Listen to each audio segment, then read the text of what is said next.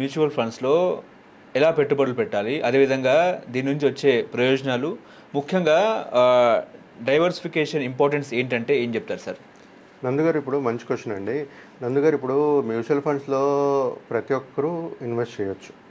Mutual ఫండ్స్కి ఎందుకు invest చేస్తారు అంటే, ఎవరైతే రిస్క్ తీసుకుని ఇన్వెస్ట్ చేయగలరో వాళ్ళు వెల్త్ అనేది క్రియేట్ చేయగలుగుతారు. లాంగ్ టర్మ్ ఇన్వెస్ట్మెంట్ అంటే వాళ్ళ దగ్గర ఎక్కువ సమయం అనేది ఉండాలి.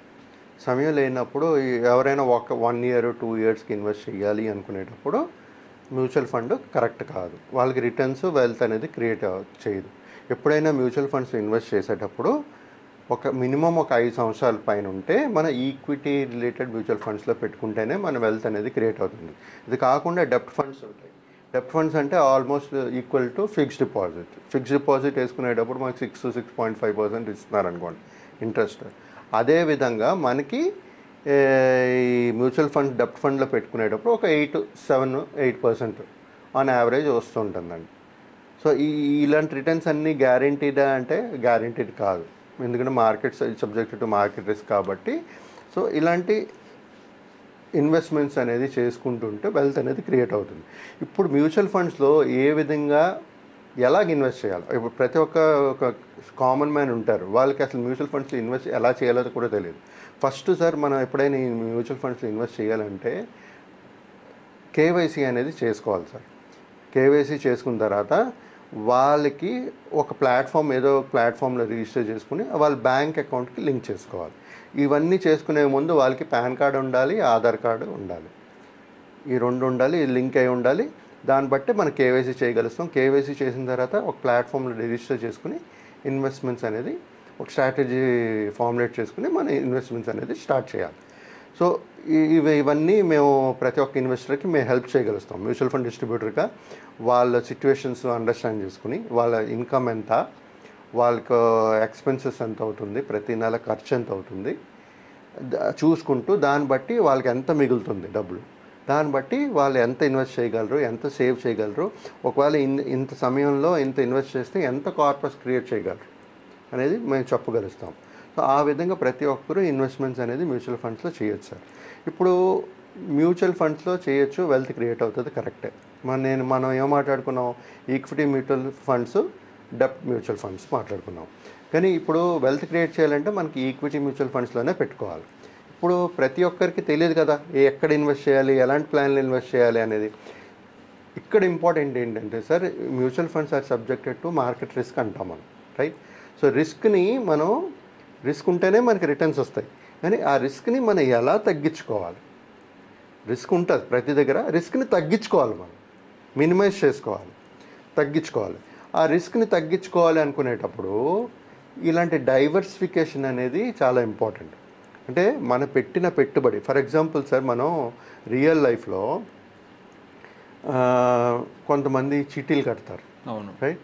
కొంతమంది ఎఫ్డీలు వేస్తారు, కొంతమంది పోస్ట్ ఆఫీస్ డిపాజిట్లు చేస్తారు, కొంతమంది పీపీఎఫ్లో చేస్తుంటారు. ఇప్పుడు ఏంటంటే కొంతమంది ప్లాట్ కొంటారు, లేకపోతే కొంతమంది ఫ్లాట్ కొంటారు. అంటే తెలుసో తెలియకో ఒకే పర్సన్ పోనీ కోట్లు ఉన్నాయనుకోండి, ఆయన ఏం చేస్తాడు, కొంత ఎఫ్డీ పెడతాడు, కొంత పీపీఎఫ్లో పెడతాడు, ఒక ప్లాట్ కొంటారు, ఫ్లాట్ కొంటారు. అంటే తెలుసో తెలియకో వాళ్ళు పెట్టిన వాళ్ళకున్న అమౌంట్ని డైవర్సిఫై చేశారు. అంటే ఒక ప్లాట్ కొన్నారు, చిట్టీలో పెట్టారు, ఎఫ్డీలో పెట్టారు, పీపీఎఫ్లో కట్టారు. సో అన్ని దగ్గర పెట్టారు. సో అదేవిధంగా మ్యూచువల్ ఫండ్స్లో ఏంటంటే సార్, డైవర్సిఫైడ్ పోర్ట్ఫోలియో అంటే ఇప్పుడు ప్రతి ఒక్క ప్లాన్లో పెట్టామనుకోండి. ఇప్పుడు ఒక ఇన్వెస్టర్ ఉన్నారు, ప్రతి నెల ఒక 10,000 సిప్ వేస్తున్నారు అనుకోండి. ఆ 10,000లో ఒక ప్లాన్లో పెడతాం మనం, లార్జ్ క్యాప్ అవనండి, మిడ్ క్యాప్ అవనండి, స్మాల్ క్యాప్ అవనండి. పెట్టేటప్పుడు ఏమవుతుందంటే ప్రతి ఒక్క ప్లాన్లో ఒక ఫండ్ మేనేజర్ ఉంటాడు. ఆ ఫండ్ మేనేజర్ ఒక 20 నుంచి 30, 40 స్టాక్స్ని పెట్టి ఒక ప్లాన్ అనేది క్రియేట్ చేస్తాడు. అంటే మనం పెట్టిన 10,000ని ఆ 30 కంపెనీల్లో పెడుతున్నాడు, రైట్? మన అమౌంట్ ఒకే కంపెనీలో పెట్టట్లేదు. దానివల్ల ఏమవుతుంది, డైవర్సిఫై అవుతుంది, మన రిస్క్ అనేది తగ్గుతుంది. అంటే 30 కంపెనీలు, ఎప్పుడైనా మార్కెట్ అప్స్ అండ్ డౌన్స్ ఉంటాయి. మార్కెట్ ఎప్పుడైతే వాలటైల్ ఉందంటే అన్ని స్టాక్స్ పడాలని లేదు కదా. ఆ 30 స్టాక్స్లో 20 స్టాక్స్ పెరగచ్చు, పాజిటివ్ ఉండొచ్చు, 10 స్టాక్స్ నెగిటివ్ ఉండొచ్చు. సో వైస్ వర్సా, ఇటైనా అవ్వచ్చు, అటైనా అవ్వచ్చు. అప్పుడు ఏమవుతుంది, మనకి పోర్ట్ఫోలియో రీబ్యాలెన్సింగ్ అనేది రిస్క్ అనేది తగ్గించుకుంటున్నాం మనం, రైట్? సో అంటే మన ఛాన్సెస్ ఆఫ్ రిటర్న్స్ ఎక్కువ ఉంది. సో ఈ విధంగా డైవర్సిఫై చేసుకోవడం అనేది చాలా ఇంపార్టెంట్. ఇప్పుడు ఒక మ్యూచువల్ ఫండ్స్లో ఎవరైనా 10,000 చేస్తున్నారంటే మేమేం చేస్తాం, ఒక ప్లాన్లోనే ఒక 30-40 స్టాక్స్ ఉంటాయి. కానీ మేమేం చేస్తాం, మళ్ళీ దీంట్లో ఏంటంటే లార్జ్ క్యాప్ అని ఉంటుంది, మిడ్ క్యాప్ అని ఉంటుంది, స్మాల్ క్యాప్ అని ఉంటుంది. లార్జ్ క్యాప్ అంటే ఫస్ట్ 100, మిడ్ క్యాప్ అంటే next up to 250, 100 to 250, above 250 small cap. So ఈ విధంగా మనం వాళ్ళు పెట్టిన 10,000ని కూడా లార్జ్ క్యాప్ కానీ మిడ్ క్యాప్ కానీ స్మాల్ క్యాప్లో కానీ కొంత కూడా పెడతాం. అంటే మళ్ళీ 3 ప్లాన్లో ఒక 30 స్టాక్స్ ఉన్నాయి, అంటే 60 స్టాక్స్లో పెడుతున్నాం మనం.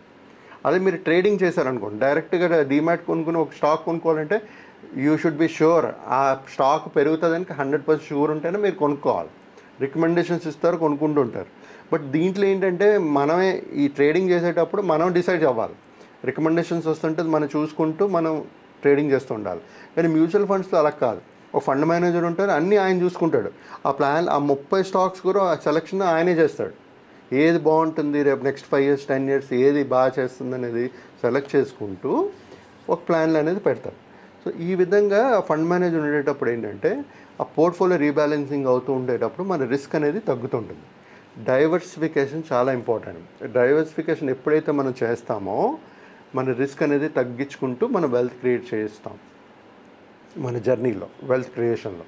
సో చాలా ఇంపార్టెంట్ అండి ఇది. ఇలాంటి దాంట్లో ఏంటంటే డైవర్సిఫికేషన్ చేయలేని వాళ్ళు చాలామంది ఉంటుంటారు. జస్ట్ బ్లైండ్గా ఇది బాగుంటుందని చెప్పి పెట్టేస్తుంటారు. బట్ అక్కడ డైవర్సిఫికేషన్ లేనప్పుడు మన రిస్క్ మనం తీసుకుంటామని చెప్తారు వాళ్ళు. ఫస్ట్ నేను రిస్క్ తీసుకుంటాను, బాగానే ఉంటుంది. రిస్క్ తీసుకోవడం అంటే ఏంటి సార్ అసలు? రిస్క్ అంటే మీరు పెట్టిన ఒక ఫర్ ఎగ్జాంపుల్ ₹1,00,00,000 ఉందనుకోండి, మీరు ఇన్వెస్ట్ చేశారు అంటే రిస్క్ అంటే ఆ ₹1,00,00,000 పోయినా పర్వాలేదు, నేను తీసుకుంటున్నాను, నాకు పర్వాలేదు, నా ఫ్యామిలీ ఏమవ్వదు, నేను సేఫ్గా ఉన్నాను అనుకునేది రిస్క్. అంత పోవచ్చు, లేకపోతే కొంత పోవచ్చు, లేదా 50% పోవచ్చు, 10% పోవచ్చు, లేకపోతే వెల్త్ క్రియేట్ అవ్వచ్చు. 100 కోట్లు, 1 కోటి నుంచి 2 కోట్లు 3 కోట్లు క్రియేట్ అవ్వచ్చు. సో ఆ రిస్క్ అర్థం చేసుకోవాలి.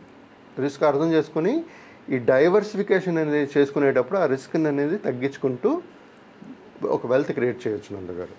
ఈ విధంగా ప్రతి ఒక్కరూ డైవర్సిఫై పోర్ట్ఫోలియో మెయింటైన్ చేసుకుంటూ మంచి వెల్త్ క్రియేట్ చేసుకోవాలని ప్రతి ఒక్క ఇన్వెస్టర్ని కోరుకుంటున్నాను.